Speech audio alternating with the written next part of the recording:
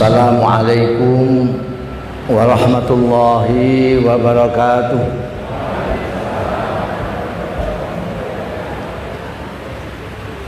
Alhamdulillah nahmaduhu wa nasta'inuhu wa nu'minu bihi wa natawakkalu alayhi wa nastaghfiruhu wa natubu ilayhi wa na'udzu billahi min shururi anfusina wa min sayyiati a'malina.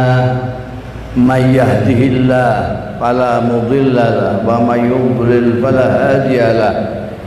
Wa asyhadu an la ilaha illallah wahdahu la syarika lahu wa asyhadu anna Muhammadan abduhu wa rasuluh. Allahumma shalli wa sallim wa barik wa tarham wa tahannan ala abdika wa rasulika sayyidina wa maulana Muhammadin wa ala alihi wa ashabihi wa man tabi'a hudah, amma ba'd. Hadaratil masyayikh wal asatidzah al-aizza dimaizukum, para sesepuh pinesepuh, khususnya Ibu Sinta Nuri Abdurrahman, Ibu Wiwi Maftuh Basuni, yang terhormat dan yang saya hormati Bapak Saiful Mujab Kakanwil, Kementerian Agama DKI, dan segenap pejabat yang hadir pada malam hari ini,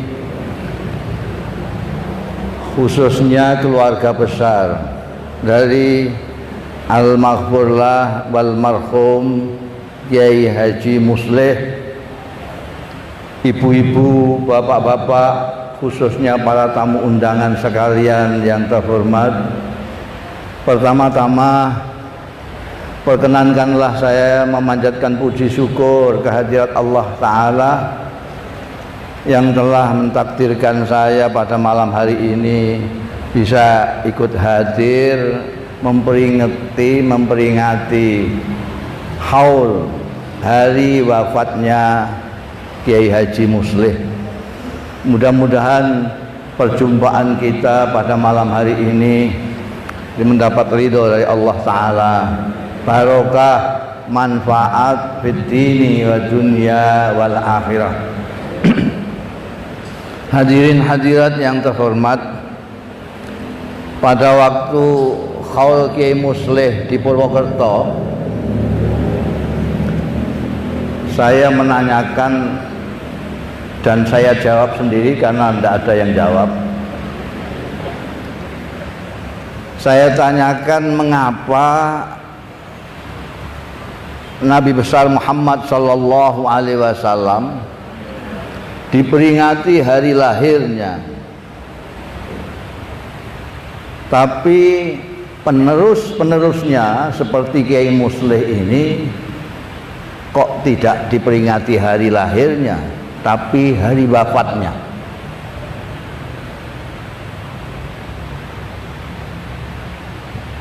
Kanjeng Nabi sebagai pemimpin tinggi, kiai-kiai seperti Kiai Musleh meneruskan perjuangan. Kanjeng Nabi diperingati hari lahirnya, Maulid Nabi. Kiai Musleh diperingati hari wafatnya. Apa Pak Imam Parikesit ini tidak tahu hari lahirnya Kiai Musleh?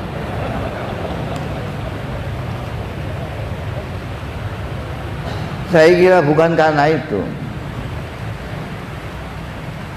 Kanjeng Nabi Muhammad sallallahu alaihi wasallam kelahirannya menandai zaman. Kanjeng Nabi Muhammad sallallahu alaihi wasallam maksum. Sementara kiai-kiai, apalagi ustadz, itu tidak. Jadi kita mengadakan haul, peringatan, penghormatan kepada kiai, kepada penerusnya Kanjeng Nabi Muhammad sallallahu alaihi wasallam. Ini setelah sudah jelas bahwa almarhum memang konsisten di dalam mengikuti jejak Rasulullah Sallallahu Alaihi Wasallam. Istiqomah di dalam berkhidmah kepada masyarakat, kepada umat. Istiqomah di dalam ibadah kepada Allah Ta'ala. Istiqomah di dalam mengagungkan Allah Ta'ala. Istiqomah dalam menebarkan rahmat kepada alam semesta. Sebab kita tahu, survei membuktikan banyak yang asalnya itu kita gadang-gadang ini dari ustadz akan menjadi kiai, dari kiai akan menjadi wali, belum jadi wali sudah pindah profesi, maklaran apa-apa gitu. Jadi tidak ada khaul, peringatan untuk yang bersangkutan, tidak ada, karena sudah tidak konsisten lagi, tidak istiqomah. Karena itu kiai-kiai penerus perjuangannya Rasulullah Shallallahu Alaihi Wasallam yang dikhauli seperti Kiai Muslih ini, saya yakin inilah waliullah. Kenapa? Karena konsistensi. Wali itu cirinya adalah istiqomah, bukan pandainya, bukan terkenalnya, bukan apa-apanya, tetapi istiqomah. Nilai-nilai yang diajarkan oleh Nabi Muhammad Sallallahu Alaihi Wasallam, istiqomah dilaksanakan. Kiai Muslih tidak hanya sembayangnya, tidak hanya tahajudnya, duhanya, tetapi bagaimana dia berjuang. Beliau berjuang, beliau ikut menata Departemen atau sekarang Kementerian Agama Republik Indonesia ini. Beliau ini sangat barokah waktunya, umurnya barokah sekali. Umur barokah itu banyak. Ada Imam Nawawi, itu berapa umurnya? Hanya 40, 45. Allah yarham Kiai Wahid Hasyim, berapa umurnya? Beliau sudah melakukan hal-hal yang luar biasa banyaknya. Kiai Muslih itu apa yang tidak dilakukan? Tidak hanya pendidikan saja. Ini salah satu sama Pak Imam Parikesit dan saudara-saudaranya, jaga ini. Nahnu nuhyil mauta wa naktubu ma qaddamu wa atharahum. Ini asalnya, salah satu asal daripada Kiai Muslih. Kembali kepada yang saya katakan tadi, mengapa saya yakin Kiai Muslih ini waliyun min auliyaillah? Karena salah satu ciri daripada waliullah adalah istiqomah. Kita sebetulnya semuanya ini berpeluang untuk menjadi wali semua. Untuk menjadi wali itu cuma dua persyaratannya. Yang pertama, mengakui bahwa tidak ada Tuhan selain Allah Subhanahu wa Ta'ala. Yang kedua, istiqomah. Yang pertama kita semua sudah, karena kita berpancasila. Sila pertama ketuhanan yang Maha Esa. Istiqomah ini, tinggal istiqomah saja. Kalau kita semua bisa istiqomah, kita wali semua. Wali dalam pengertian Quran, bukan wali dalam pengertian DKI. Karena wali dalam pengertian DKI ini gubernur maksudnya. Nggak tahu ini tafsir dari mana.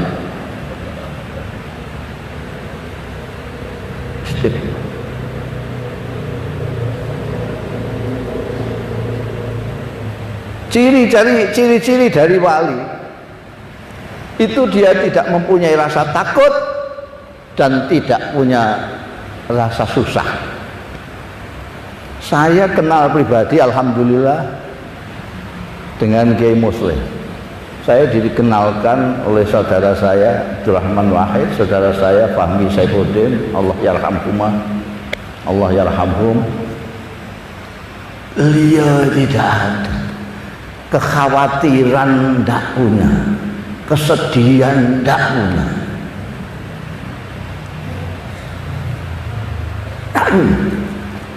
Sementara kita ini khawatir terus, susah terus. Ini nanti pilpres bagaimana? Khawatir, takut. Ini nanti bagaimana? Takut, serba takut. Tapi kalau wali tidak. Jadi kita kalau mau menandai wali atau tidak, gampang. Kita takut-takutin. Kalau dia takut, bukan wali gitu aja, gampang. Ala inna awliya Allahi la khawfun alaihim wa lahum yahzanun. Saya kalau enggak di Jakarta, saya enggak dalil biasanya. Karena ini di Jakarta, jadi saya dalil segala macam. Ala inna awliya Allahi la khawfun alaihim wa lahum yahzanun. Perhatikan, wali-wali Allah itu tidak mempunyai takut. La khawfun alaihim wa lahum yahzanun. La khaufun alaihim itu artinya dia tidak dikuasai oleh ketakutan. Mungkin ada rasa takut tapi tidak sampai menguasainya, sampai mempengaruhi perilakunya. Ada orang yang takut sedemikian rupa sampai mempengaruhi pribadinya, mempengaruhi akhlaknya. Takut tidak makan lalu nyopet. Takut tidak bisa memberi makan anak cucunya sampai 7 turunan, ya korupsi. Takut kalah pilkada, macam-macam lah itu. Tapi la khaufun alaihim, wali tidak pernah dikuasai, ditaklukkan oleh rasa takut. Walahum yahzanun, tidak pernah susah. Kiai Muslim tidak pernah susah.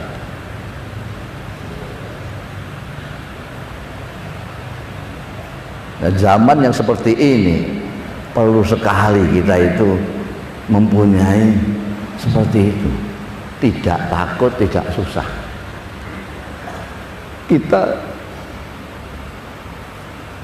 syaratnya 2, kita tinggal 1 tok. Syaratnya 2, tinggal 1. 1 itu adalah istiqomah. Kita mengakui tidak ada Tuhan selain Allah dan kita istiqomah sebagai hamba Allah Ta'ala. Kita akan menjadi wali. Inna awliya, awliya itu jamaknya wali. Wali itu kalau tafsir konvensional biasa diartikan kekasih atau penolong. Jadi kalau aulia Allah itu kekasih Allah, penolong Allah. Atau dibalik, orang yang ditolong Allah. Saya mempunyai makna orisinil dari saya. Jadi ini akan saya patenkan. Karena saya kira belum ada yang memaknai seperti saya. Wali yang jamaknya aulia, saya artikan dalam bahasa Jawa itu bolo. Bolo. Mungkin bahasa Indonesia sekutu. Bolo itu lawannya musuh. Kalau Anda sekalian Mukmin, saya mukmin, Anda bolo saya. Wal mu'minuna wal mu'minut ba'duhum awliya'u ba'din. Kalau kita walinya Allah, artinya kita bolone Gusti Allah Ta'ala. Karena bolonya Gusti Allah, maka la khaufun alaihim wala hum yahzanun. Tidak merasa takut siapa-siapa. Wong bolonya bupati gitu saja sudah luar biasa, apalagi bolone Gusti Allah. Saya memaknai bolo ini karena ada hadis yang menyatakan barang siapa berani-berani dengan waliku, maka aku akan mengumumkan perang kepadanya. Jadi ini idiom perang. Wali itu idiom. Ala inna awliya Allahi la khaufun alaihim wa la hum yahzanun. Meskipun syaratnya cuma 2 dan kita sudah punya 1, mengapa kita sulit meniru Kiai Muslihin? Karena itu yang 1 ini istiqomah. Istiqomah itu konsisten.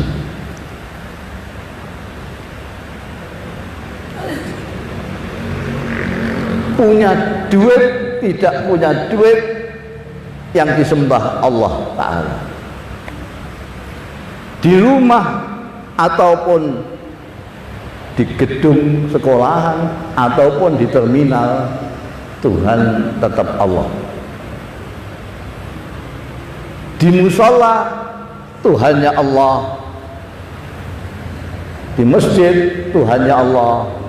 Di ruang sidang yang terhormat, Tuhannya juga Allah. Ada pemilu, Tuhannya Allah. Tidak ada pemilu, Tuhannya juga Allah. Bukan kalau di musola Tuhannya Allah, tapi kalau di pasar Tuhannya keuntungan. Maka ketika di pasar enak saja dia ngibuli orang. Kulaan cuma 200 mengatakan kulaannya 350. Kenapa? Karena Tuhannya sudah tidak Allah lagi. Tuhannya adalah Bati dalam bahasa Jawanya. Ketika dalam keadaan normal Tuhannya Gusti Allah, tapi pada waktu punya kepentingan, maka Tuhannya beralih kepada kepentingan itu.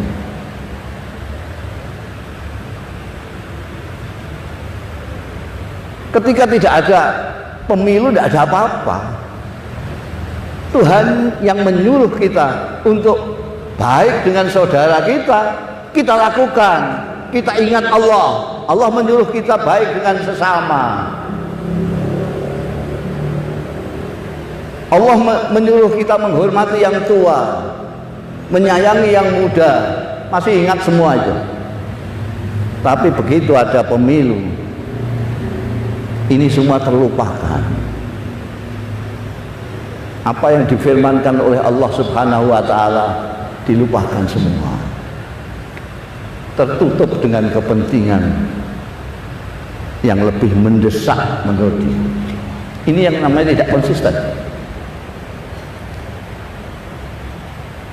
Memang sulit konsisten itu, memang paling sulit. Istiqomah, makanya menjadi bolo atau sekutunya Allah kalau orang itu bisa istiqomah ya. Kiai Muslihin mulai berjuang sejak zaman revolusi sampai zaman kemerdekaan. Bayangkan, beliau kawannya Kiai Wahid Hasim, juga kawannya Gus Dur, kawannya Kiai Ilyas dan putra-putranya Kiai Ilyas, kawannya Pak Saifuddin dan putra-putranya Pak Saifuddin, masih konsisten terus menebalkan kebaikan kepada sesama. Nilai-nilai yang diajarkan oleh Rasulullah Sallallahu Alaihi Wasallam dilakukan dari masa ke masa. Apa kira-kira kiatnya itu? Orang kok bisa istiqomah seperti itu? Menurut saya, kiat yang paling ampuh untuk kita bisa menjadi orang yang konsisten istiqomah adalah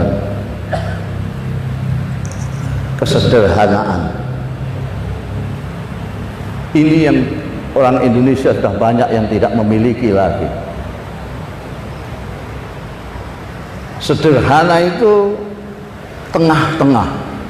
Dalam bahasa Jawa sakmadya. Kita itu sudah kesulitan untuk berbuat sederhana.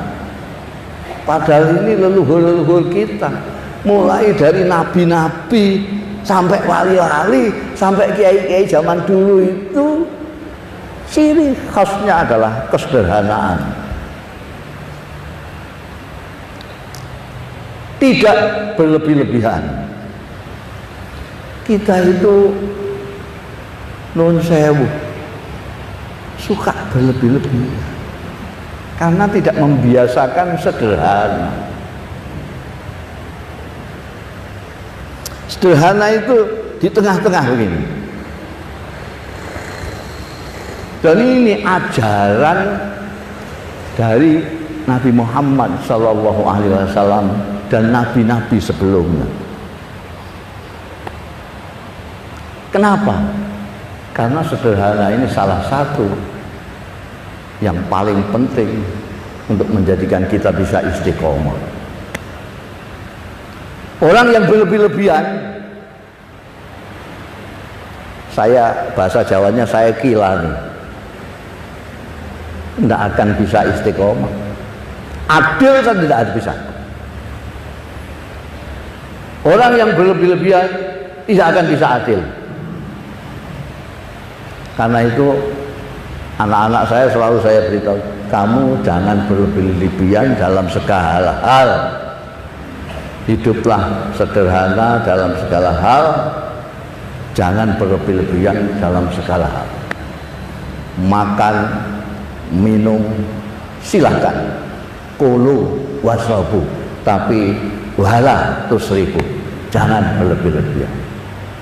Sampai dalam beragama tidak boleh, hulu itu tidak boleh.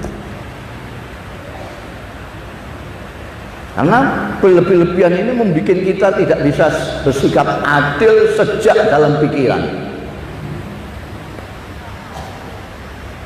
Apalagi kalau berlebih-lebihan dalam menyintai ataupun membenci.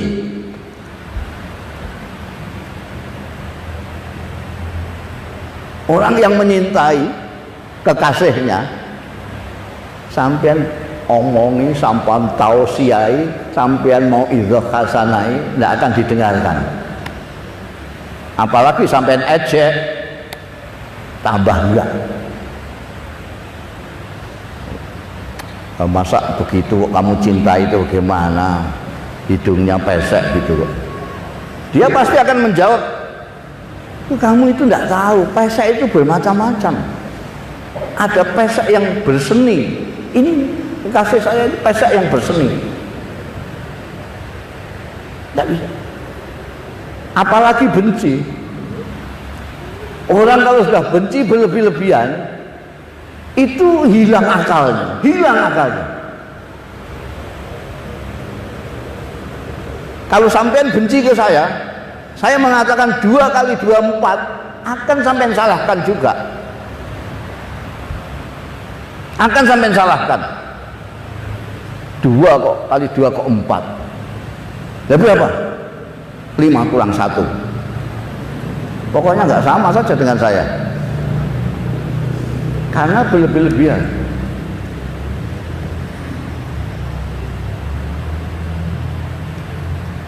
Menyintai berlebih-lebihan, benci berlebih-lebihan. Sekarang Anda bisa lihat itu di medsos di mana-mana itu. Orang pinter-pinter tapi tidak gunakan pinternya sama sekali. Hilang akalnya semua. Diberi sesuatu yang objektif juga tidak bisa menerima. Karena yang dilihat bukan makol lagi, tapi mangkol. Dulu itu orang melihat makol, undur makol, bala tanzul mangkol. Lihatlah apa yang dikatakannya, jangan lihat orangnya. Itu sekarang nggak payu, nggak berlaku. Sekarang lihat orangnya dulu, orangnya dulu. Malah sekarang sudah orangnya saja sudah tidak ada sekarang ini. Yang ada cuma cebong sama kampret. Udah nggak ada manusia sekarang ini. Yang bisa berpikir dengan jernih itu hanya manusia. Yang dimuliakan oleh Allah adalah manusia. Walaqad karramna bani Adam. Bani Adam itu manusia. Bukan cebong, bukan kampret, bukan curut, bukan ular, bukan buaya darat, bukan. Tapi manusia. Walaqad karramna.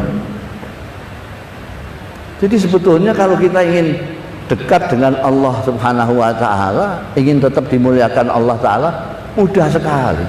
Kita tetap jadi manusia saja sudah. Sudah cukup dengan jadi manusia, tetap jadi manusia saja. Sudah. Enggak usahlah kepengen jadi yang macam-macam. Tapi syaratnya ya sederhana. Sederhana. Kalau kita sederhana, berpikir kita jadi jernih, tengah-tengahan. Bisa apa namanya? Pikiran kita bisa jernih. Kalau berlebih-lebihan, tidak akan bisa.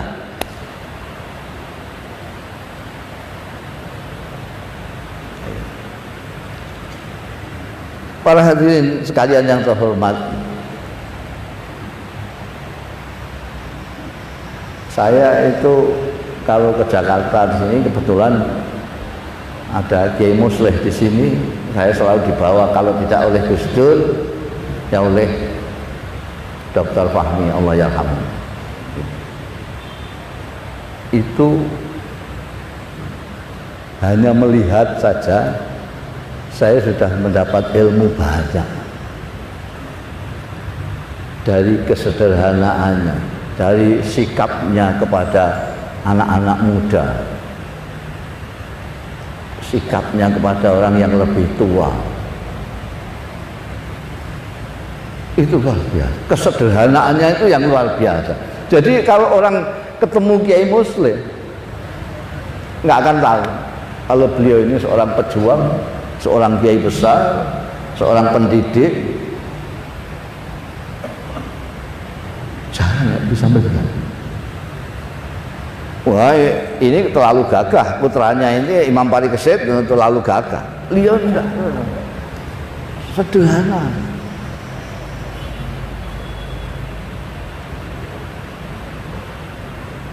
Anak muda ngomong didengarkan dengan penuh perhatian. Orang nggak begitu pintar ngomong dengan beliau, beliau sudah tahu apa yang diomongkan, didengarkan.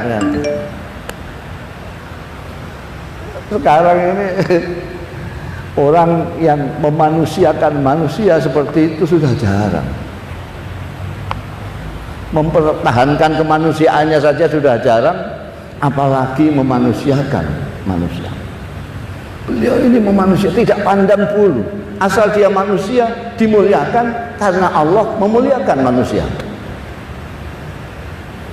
Silahkan Anda tanya kepada mereka yang mengalami berjumpa dengan almarhum.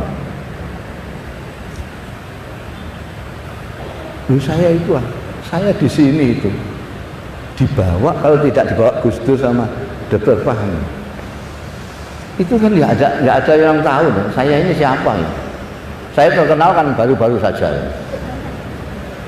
Dulu itu dandanan. Itu Kiai Musleh sama.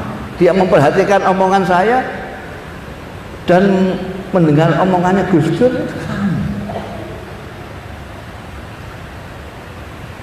Saya lalu membayangkan, jadi ini tokoh kiai, kalau ingin tahu tokoh kiai penerusnya Kanjeng Nabi, kalau kita melihat perilakunya, kita akan membayangkan kalau kiainya saja kayak begini, kayak apa Kanjeng Nabi itu. Kalau kita ingin melihat orang baik, kita naikkan ke atas. Ini kok ada orang kok baiknya begini, lalu Nabi Muhammad itu kayak apa? Padahal ini cuma setetes dari samudra Nabi itu. Ini sudah begini.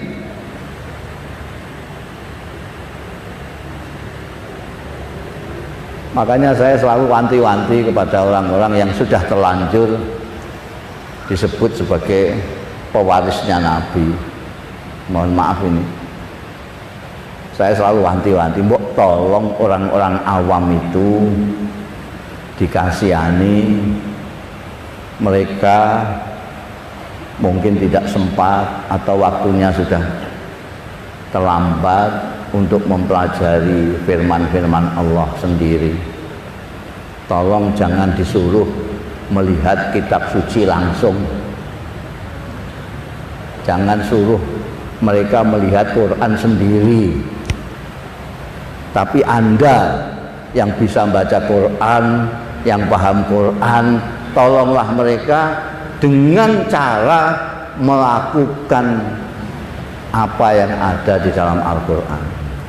Tampilkanlah perilaku Qurani. Mereka yang tidak sempat mempelajari Kanjeng Nabi Muhammad Sallallahu Alaihi Wasallam, tolong sampean tampilkan perilaku Kanjeng Nabi Muhammad Sallallahu Alaihi Wasallam, supaya orang-orang awam ini bisa melihat, oh begitu itu, oh begitu itu ajarannya Kanjeng Nabi, oh itu dawuhnya Allah itu. Jangan dibikin bingung, jangan dibikin bingung. Kanjeng Nabi ke barat, sampean ke timur. Padahal sampean sudah kadung disebut pewarisnya Nabi. Ini kan repot nanti mereka ini. Ini pewarisnya Nabi kok. Nabi ke barat, dia ke timur. Nabi lembut, kok dia kasarnya kayak gitu. Nabi sering mendoakan baik kepada orang, kok dia sering melaknat orang.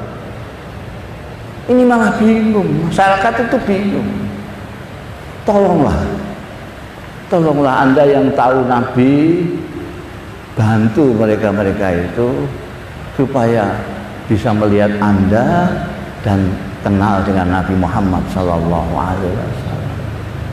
Paling tidak jangan melakukan hal-hal yang bertentangan dengan apa yang dilakukan oleh Nabi, karena Anda sudah terlanjur disebut warisnya Nabi. Ini saja permintaan saya. Seperti apa yang ditampilkan oleh Kiai Muslih yang pada malam hari ini kita peringati wafatnya yang ke-20. Beliau itu menampilkan apa yang beliau paham dari Quranul Karim. Beliau tampilkan dalam kehidupannya apa yang beliau pahami dari ajaran Rasulullah Sallallahu Alaihi Wasallam. Kemanusiaannya, kasih sayangnya, memanusiakan manusianya, itu kita jadi melihat itu, kita yang nggak begitu paham Quran itu sudah, oh ini ya kira-kira ini perilaku Quran ini seperti ini. Kita yang tidak begitu sempat mempelajari biografinya Rasulullah Shallallahu Alaihi Wasallam, kita sudah terpercik sedikit. Oh ini,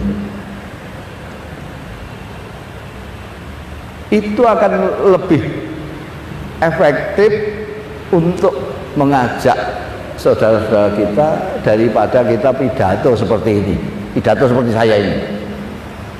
Pidato seperti ini sampean bisa sambil ngantuk, bisa sambil macam-macam. Tapi kalau melakukan sesuatu yang sesuai ajaran, mungkin tidak terlalu banyak kata-kata, tidak terlalu banyak pidato, tidak banyak tausiah. Orang sudah mudah melihatnya. Saya kira saya sudah bicara hampir 1 jam. Nanti saya kira terlalu panjang saya ngomong, nanti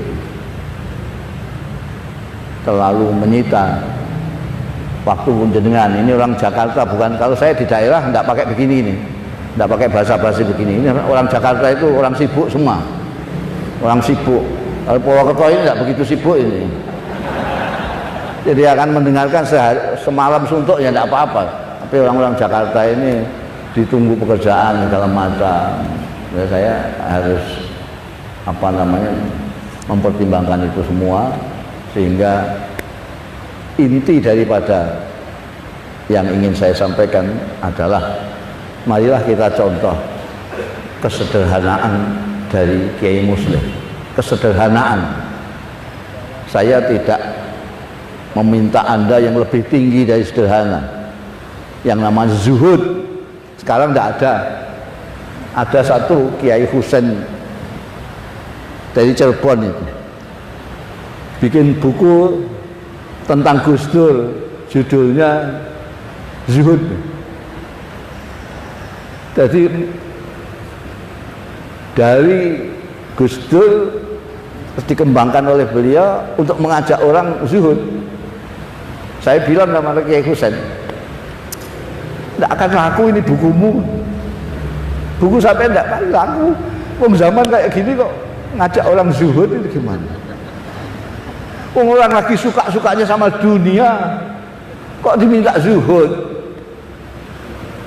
Orang lagi suka-sukanya duit, kok disuruh jangan terikat duit? Tidak laku buku ini. Sekarang itu yang orang yang paling terhormat itu yang punya duit kok. Sampean percaya apa nggak percaya? Sampean punya duit, yang menghormati sampean banyak sekali. Punya ilmu atau tidak?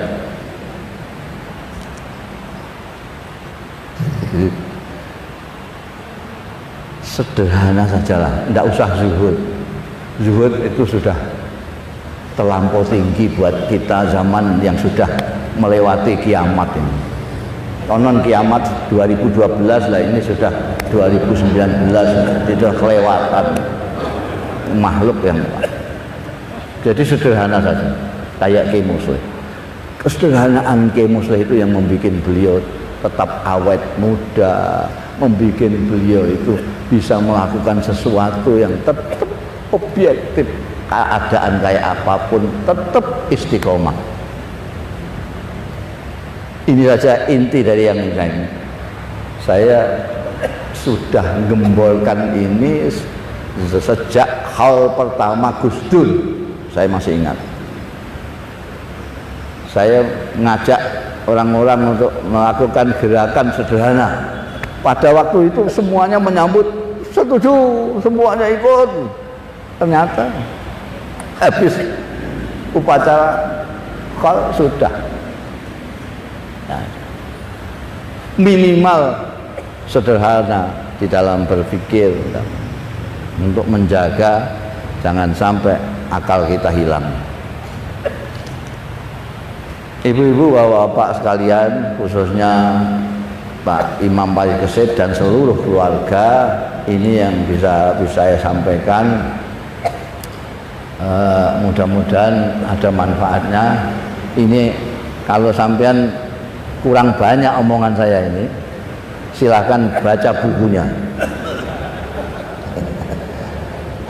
Lihat bukunya, lihat sendiri. Saya ngedobos apa tidak, itu sampean baca nanti.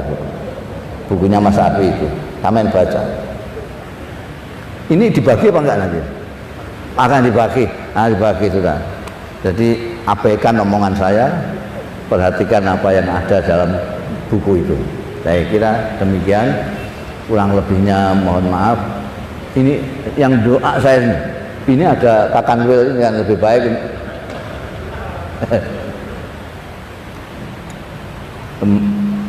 Mari kita berdoa. Apa enaknya doa apa enaknya? Saya itu orang yang tidak biasa memutuskan sendiri, selalu rembukan sama orang. Saya kalau mau ngimami juga saya bilang sama makmum, baiknya ini ayat suratnya panjang apa pendek, sabihis sama hal ataka apa kulhu sama inna atau inna. Suara terbanyak itu yang akan saya pakai, jadi pakai voting saya kalau mau jamaah itu. Sekarang juga gitu, enaknya doa apa?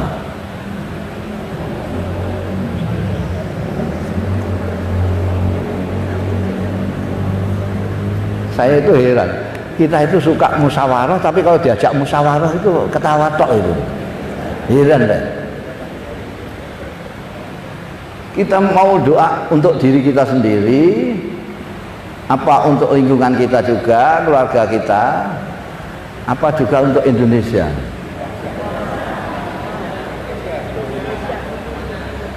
Kalau untuk semuanya itu supaya pendek, ya untuk Indonesia saja, ya kan? Karena kita semua orang Indonesia, jadi Indonesia baik, berarti kita baik. Kalau kita doakan diri kita, saudara kita, keluarga kita, bangsa kita, kadoan, terlalu lama dongannya. Kalau Indonesia dan bangsa Indonesia kena semua. Gimana, setuju? Nah ini itu saya itu gitu. Jadi kalau setuju, mari kita doa untuk Indonesia. Maunya supaya Indonesia kayak apa? Enggak. Kadang-kadang baiknya Indonesia itu kita bermacam-macam itu. Menurut saya Indonesia yang baik itu kalau kepala negaranya noyo. Kalau sini, kalau saya di Suto. Piye enaknya, enaknya.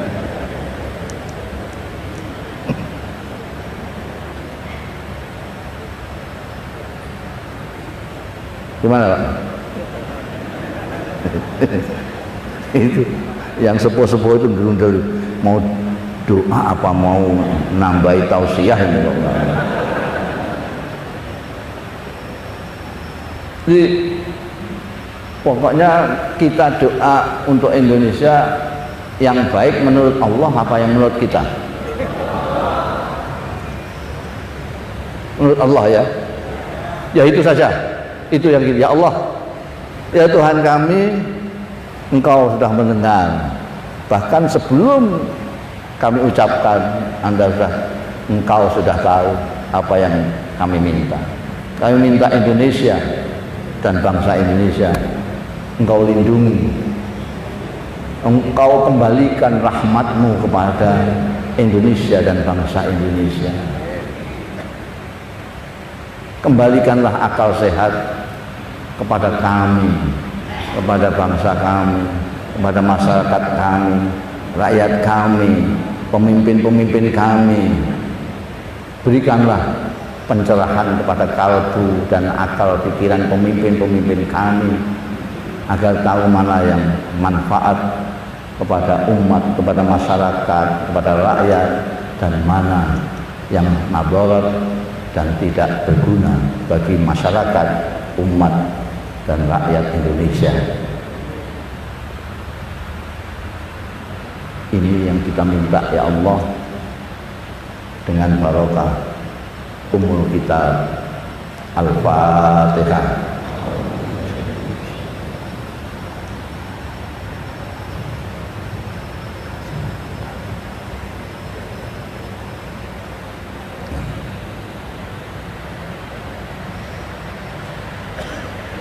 Saya sangat yakin Allah tidak hanya mendengar tapi mengasihi Anda sekalian, mengabulkan permintaan Anda. Demikian kurang lebihnya mohon maaf. Wallahu yuwaffiquna ila ma fi khairul Islam wal muslimin, khairu Indonesia wa Indonesiyin, wa astaghfirullahal azim li wa lakum wal afu minkum. Wassalamualaikum warahmatullahi wabarakatuh.